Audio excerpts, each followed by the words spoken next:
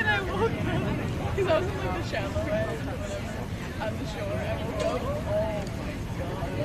my god, it was so good. I was like kind of floating. It was like, I was like stuck my feet in sand, so like I'd stay stationary. And it's like, oh my god. So I woke up.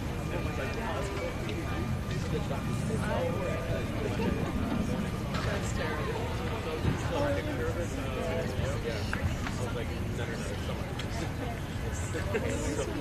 Oh wait, I already asked. Do not.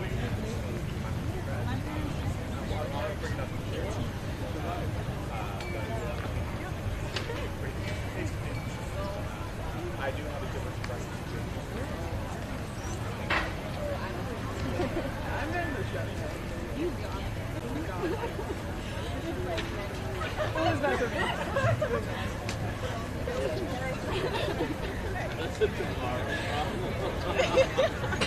Sent you presents.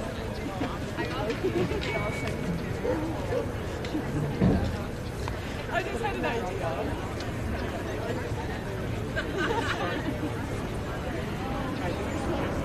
It's like 7%.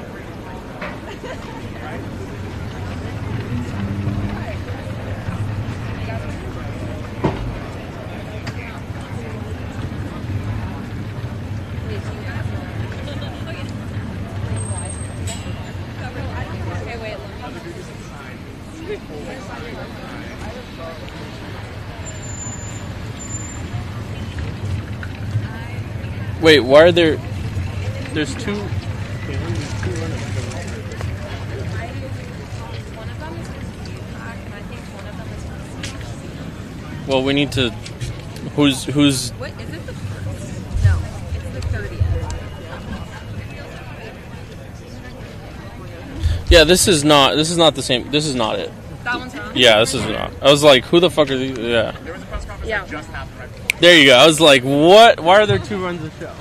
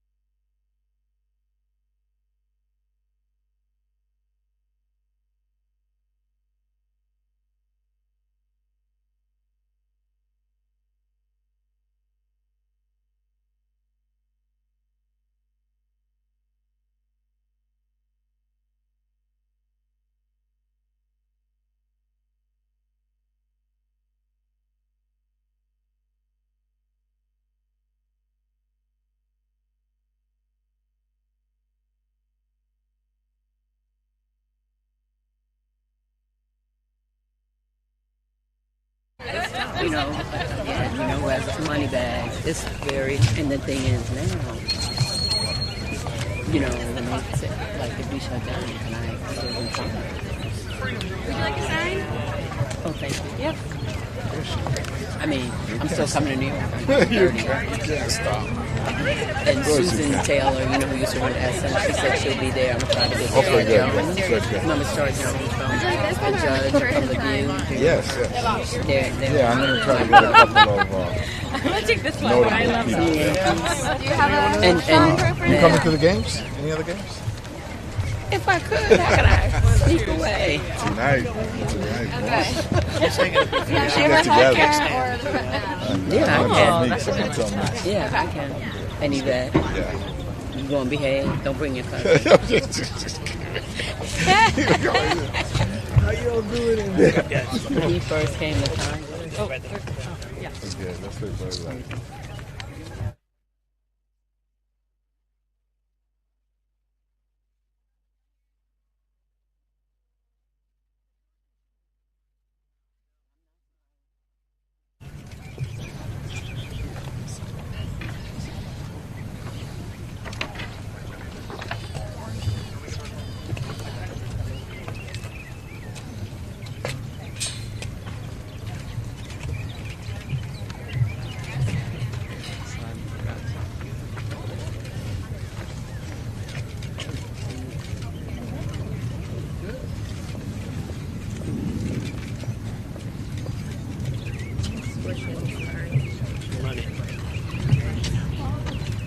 You starting it? Yeah. We're going to start right now. Okay, yeah. All right, let's start. Okay. Good morning, everybody. Good morning. Okay.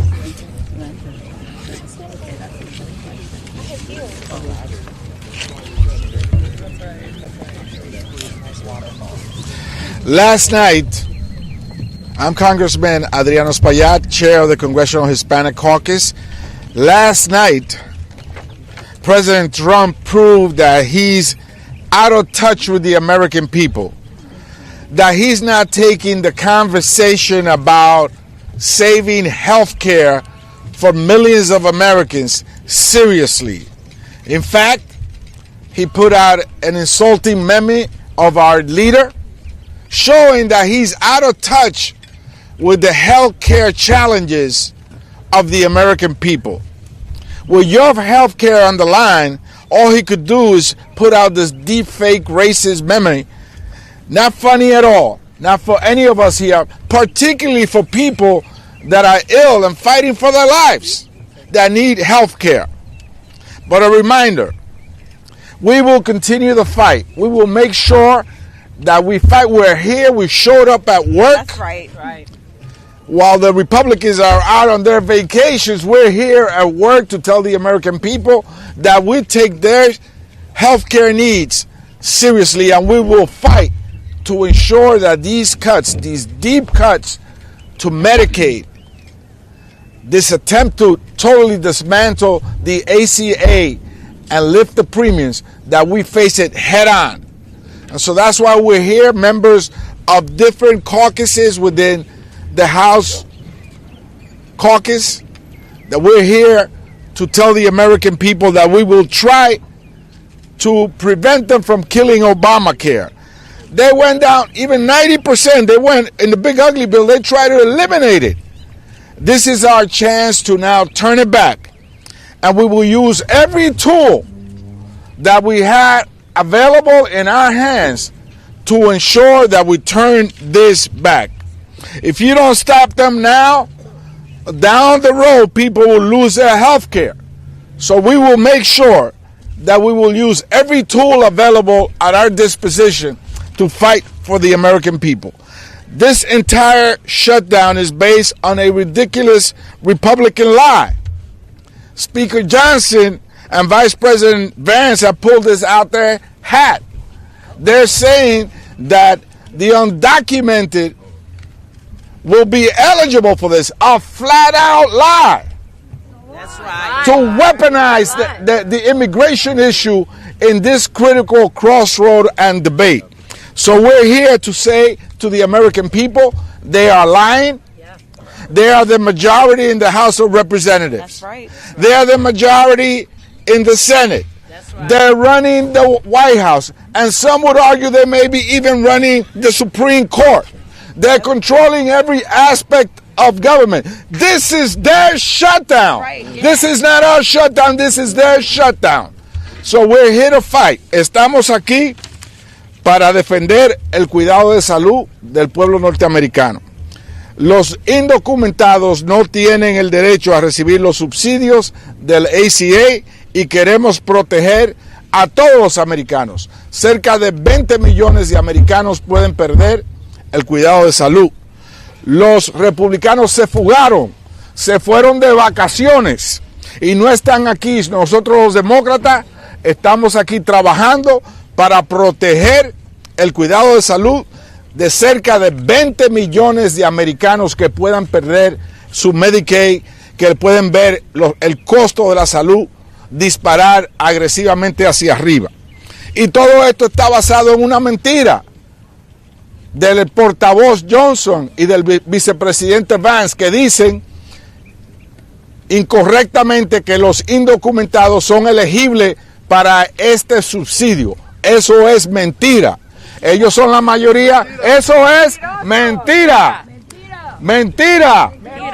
Mentirosos. Entonces nosotros estamos aquí.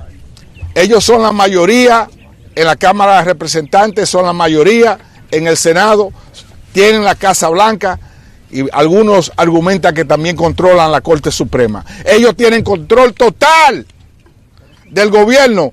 Este cierre es el cierre de los republicanos, que va a impactar dramáticamente a cerca de 20 millones de americanos. With that, I give you the chair of the American Asian Pacific Caucus, Grace Meng.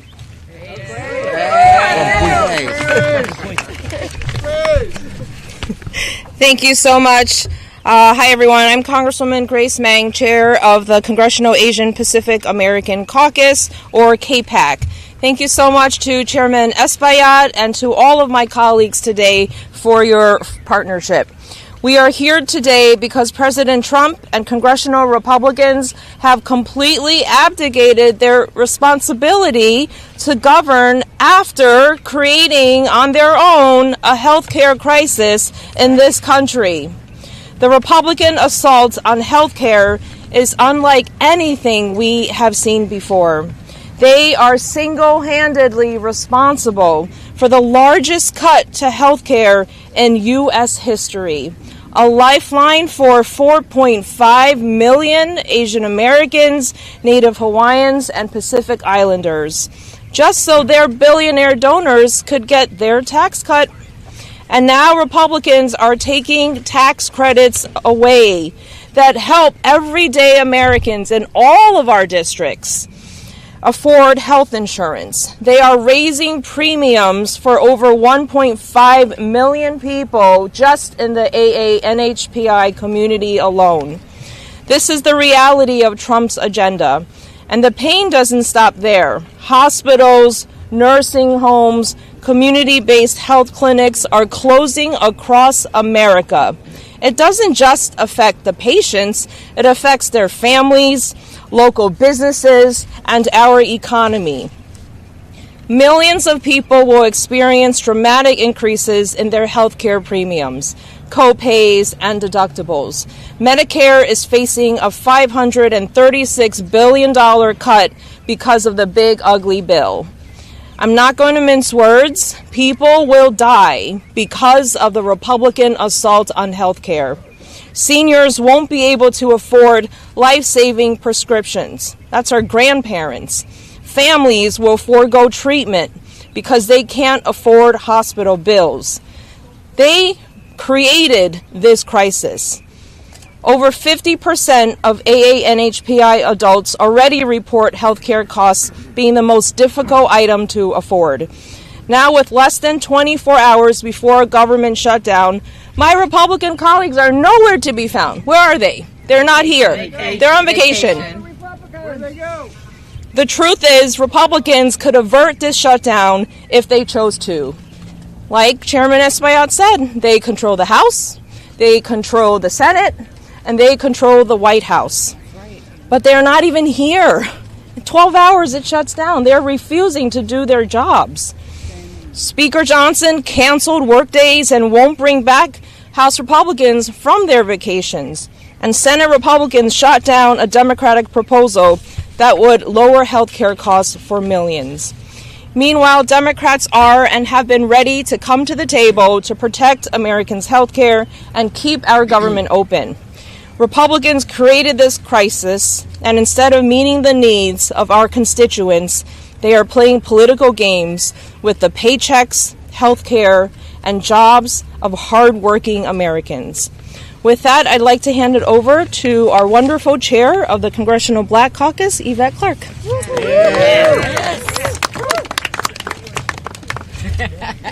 Good morning. Good morning. And thank you all for joining us. I am Congresswoman Yvette Clark, chair of the Congressional Black Caucus and proud representative of New York's 9th Congressional District. I want to thank my colleagues, Rep. Adriano Espaillat, Rep. Grace Mang, Rep. Teresa Ledger Fernandez, Rep. Brad Schneider, Rep. Greg Kassar, and Rep. Becca Ballant for their leadership and presence here today. We are gathered today because we are in a crisis of the Republican Party's making. Right now, we are facing the most aggressive attack on health care in modern history, and with the largest Medicaid and Medicare cuts ever. Once again, Black communities will be hit the hardest. 1 in 5 Medicaid enrollees are Black. The cuts aren't just numbers on a page. They are life and death decisions for families already struggling to access affordable quality care. Medicare is also under threat. Republicans' One Big Ugly Law includes $536 billion in cuts and is already forcing hospitals, nursing homes, and clinics to close, especially in Black and underserved communities. Meanwhile, the Republicans refuse to extend the ACA premium tax credits, which is driving up health care costs and pushing coverage out of the reach for more and more Black families. And as if that weren't enough, critical medical research is being gutted, halting progress on diseases that disproportionately impact Black Americans, like heart disease, diabetes, and maternal health complications. As House Democratic Leader Jeffries and Senate Minority Leader Schumer made clear to President Trump in the Oval Office, health care is our red line. Let me be absolutely clear. The Congressional Black Caucus will not support a spending bill that rips health care away from millions while increasing the cost of living for working families. Right. We will fight against these cruel, dangerous cuts to Medicaid and Medicare because our communities deserve quality, affordable care, not political games that put profits over people. Unfortunately, we've seen this kind of reckless brinksmanship from Donald Trump and Republicans before. In 2019, during the longest government shutdown in U.S. history, they held hundreds of thousands of federal workers hostage, including over 100,000 Black Americans, to fund a border wall the public didn't want. 1 in 5 federal workers is Black, and many were furloughed or forced to work without pay. Our communities paid the price. Now, with healthcare costs rising, Black unemployment increasing, we cannot afford more of this failed leadership. Over 300,000 Black women have left the workforce, and that's no coincidence.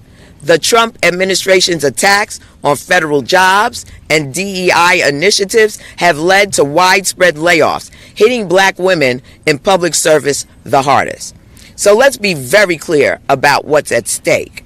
A Trump-led government shutdown would devastate millions of Black families. The CBC will not support a partisan spending bill that slashes health care, guts federal jobs, and raises costs, all while targeting the very communities that keep this country running. We're here to fight for health care, economic justice, and the dignity of communities we serve. And to our Republican colleagues, enough is enough. Work with us on a bipartisan solution that protects people, not one that causes maximum harm. Let me thank you all, and let me just say that my colleague Adriano mentioned he called it meme, I'm going to call it meme, that was put out about our leader Jeffries. The juvenile behavior coming out of the White House should not be dignified by any Americans. We are here to do serious work on behalf of the American people. We understand what is at stake, and that the White House would have the nerve to put out such racist, bigoted memes. It is just indicative of what they feel about the American people. They can toy with us, they can play with us, but we're not going for that. We're not going to be distracted. We're going to fight, and we're going to win. That's right. Yes. No health care, no vote. I now yield to Congresswoman Teresa Ledger Fernandez. Thank you, Chair Clark. I'm Teresa Ledger Fernandez, and I represent the beautifully diverse 3rd Congressional District of New Mexico, and I am the chair of the Democratic Women's Caucus, and we are 96 women strong. And when the Speaker gets around to having Adelita join us, we're going to be 97 women strong, historic. Yes. We need a swearing Adelita Grijalva today. Yes. Now, ahora sí. You know, look at us. Look at the caucuses that are represented here today. We actually represent not only the diversity and beauty that is the Democratic caucus, but we represent America. That's right. This is what America looks like. And I need to tell you that America is worried. That's right. And on behalf of the women of America, they are terrified. And they have been telling us their stories ever since Trump got in office. Because American women cannot afford Trump. American women are not safe under Trump.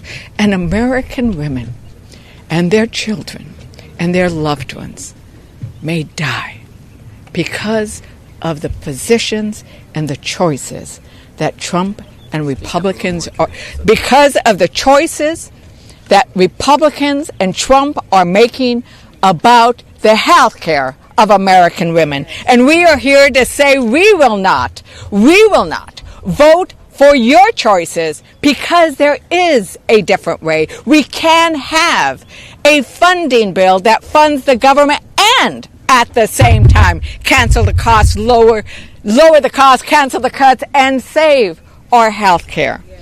We know that a government shutdown hits women and families the hardest because women are a majority of the federal workforce. But it's also true that women rely on the Affordable Health Care Act to make sure their families have health care, for prenatal care, and for medical emergencies.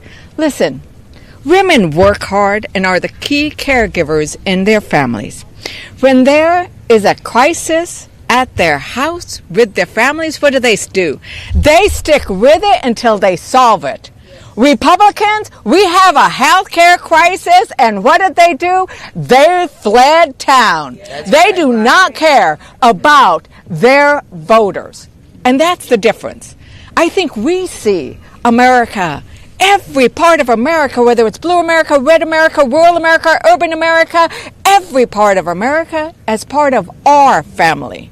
And so we're going to do everything we can to solve this crisis that our family is facing.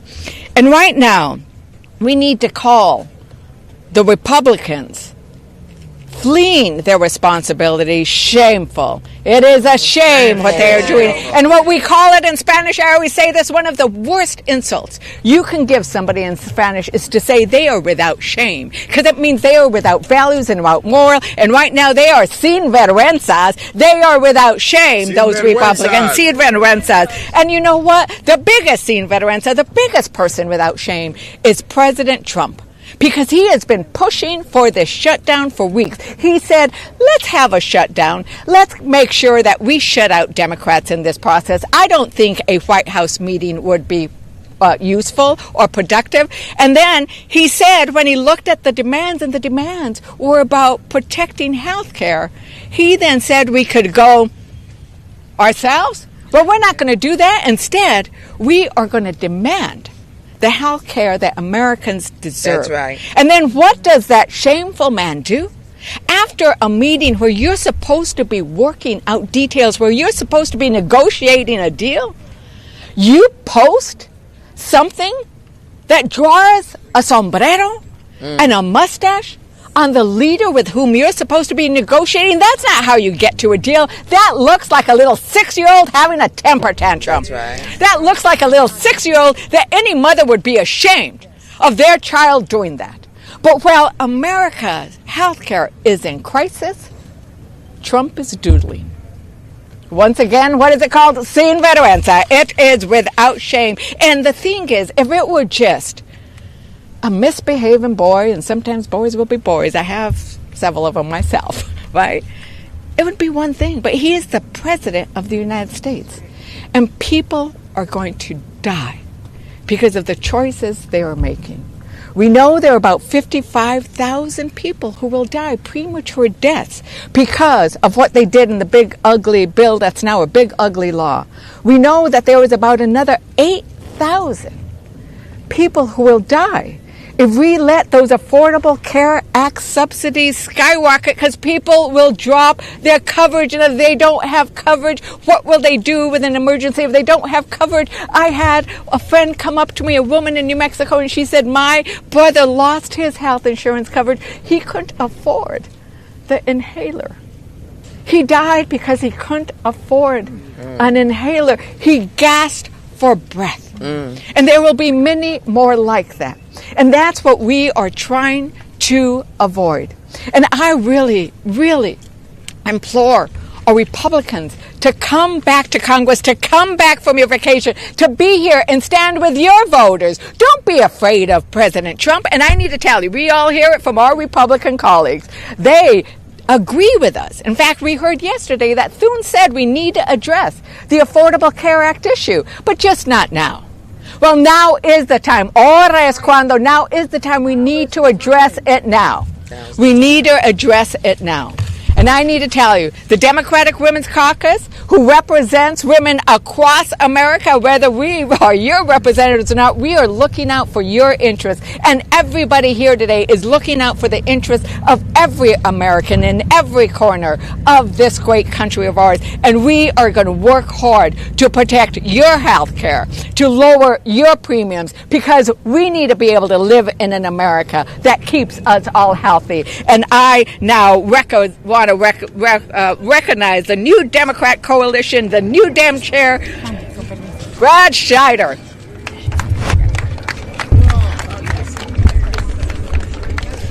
Good morning. Morning. Let me start by saying I am proud to be part of a Democratic caucus 217 strong who are here in Washington today to work for the American people. And I am proud to chair the new Democrat coalition. 116 of those 217 Democrats are members of the new Democrat coalition here to work on behalf of the American people. Now, everything that has been said needed to be said.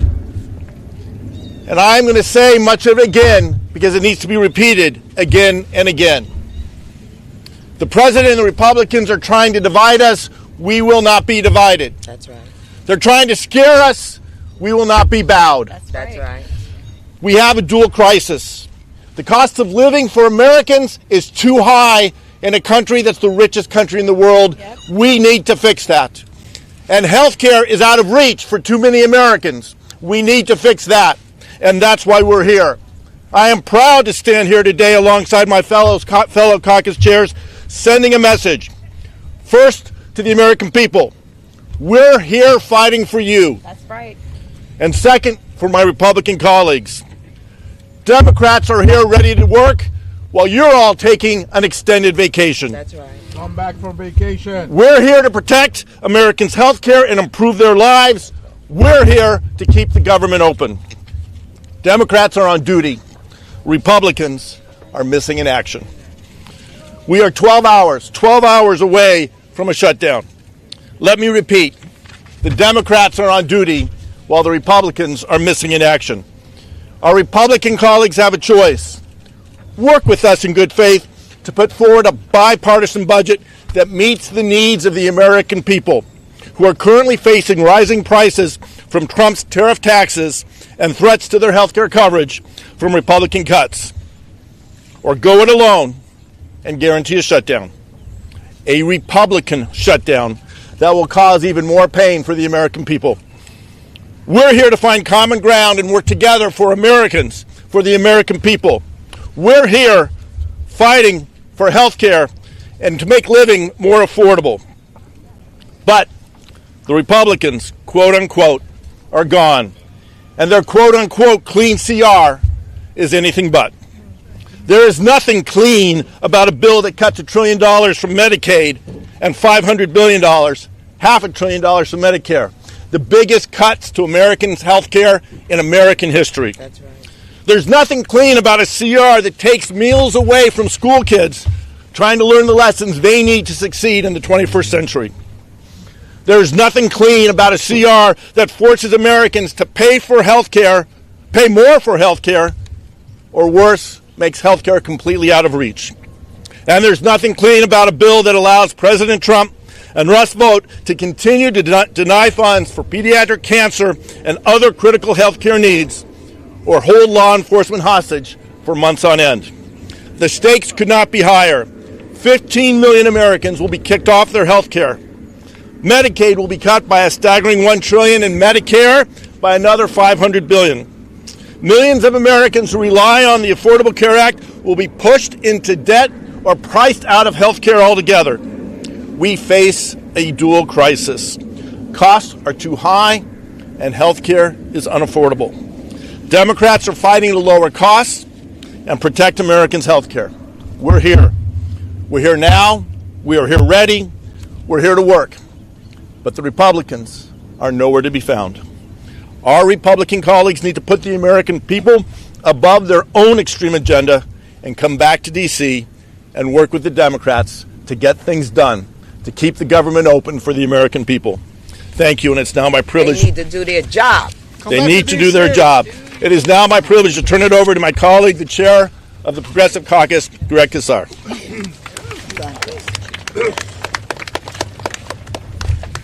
Good morning. Good morning. As you can see here from my colleagues and chairs of the other caucuses, that the American people are united. Whether you are left or right or center, black, white or brown, immigrant or native born, we all believe that you deserve dignity, you deserve affordable health care, and that billionaires don't need a tax cut. That's right. That's what unites us all. And we are ready, as Democrats, to keep the government open and to save your health care. But where in the world are our Republican colleagues?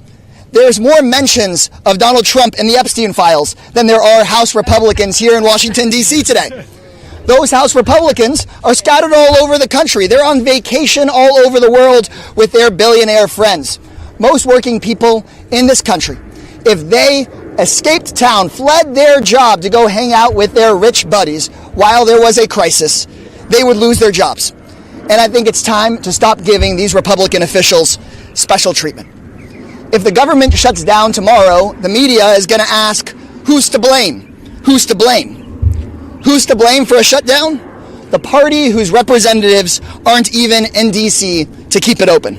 Who's to blame for a shutdown? The president who spent the weekend before this at a golf tournament.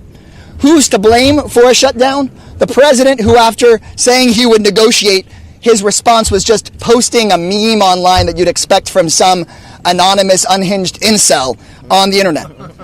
The Republican approach to keeping the government open is best summed up with the old Simpsons quote, "They've tried nothing, and so now they're all out of ideas." Look, if you're watching at home, this talk of continuing resolutions and cloture may sound far away from your life. So I want to make clear what this is really about. Republicans have created and manufactured a healthcare crisis, starting right now. 15 million people about to lose their care. 20 million people about to have their healthcare premiums double. And everyone will suffer because all of this money Republicans are pulling out of the system to give to their donors will drive up costs and close hospitals and clinics. Those statistics can seem abstract.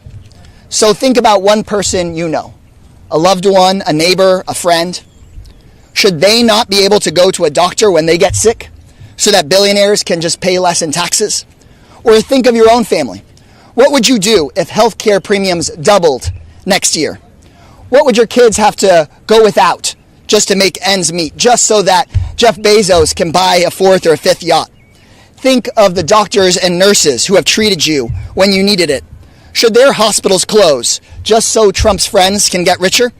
That is what this fight is really about. Democrats want to stop cuts to your health care. Democrats want to stand up for the rule of law. Republicans want to shut down the government so that they can take health care away from your family. I know a lot of Americans have felt in recent years that you don't always know what Democrats stand for, don't always know when Democrats are willing to stand up and fight. Well, today we provide an answer. This week, unlike the Republicans who have fled on vacation, Democrats are willing to stand up and fight so that your family has the basics that it needs, so that your family can go see a doctor, so that your family has safety and security and a government it can trust. That's what we're all about, and that's why we're united here today. Thank you all very much. All right, great. And now I'm proud to call up my friend and colleague, a co-chair of the Equality Caucus, Becca Balint. Thank you, Greg. Thank you to everyone. I'm Becca Balint. I represent the great state of Vermont. I'm a co-chair of the Equality Caucus. And I am so proud to stand with my colleagues here today to protect health care, to demand that we keep the government open. We are a powerful coalition. That's right. We represent America. And we're here to speak with one voice. This is not a game. And we understand this. It's your health care on the line. And we're here united in our commitment from every corner of this country, from every community, to say, Republicans, you have a responsibility to show up for your people. And the fact that you're not here tells us everything that we need to know about you. You are not serious people. You are not committed people. You are not people dedicated to the people who sent you here. And today we are here to say to all of those Americans who are afraid of losing your health care, we are standing with you. We are here to do the job. And I need you to pay attention to who's not here. That's right. Who's not here? That's right. Republicans created this mess. A crisis that deeply impacts rural Americans, people of color, and the LGBTQ community. The reckless budget is going to take away health care from millions of Americans. My colleagues have already spoken to that. It will close rural hospitals, not just in my state of Vermont, but in every rural district across this country. And the Republicans who represent those rural districts, they know that. Which is why Lisa McClain, in the Republican conference yesterday, told her members, stop talking about health care. When you talk about health care as a Republican, you are losing. Think about that. Think about that. Now, I have to say, as a proud member of the LGBTQ community, I've heard Trump once again blaming trans people and perversely, absurdly, and dangerously blaming them for the government shutdown crisis. Not only is this a distraction, and this is what they do. They stick out the shiny object so you're not paying attention to who you should be angry at. That's right. It is once again a tactic for us to hate each other. That's right. To rage against each other. So we are not raging at the people who caused this mess. And that is Trump and the Republican conference behind me in the House. They created it. They are the ones that we should be raging out. And that's why we stand united in this coalition to say to Americans, pay attention to who caused the mess. That's the people who should be on the receiving end of your rage. This is about health care for all Americans. Whether we represent your districts or not, we're here for you, protecting your health care. Americans have told us over and over again, we want you to fight for health care. That's what we're doing today. Democrats are going to hold the line. Thank you. Thank you. Thank you. Thank you, Becca. Any questions?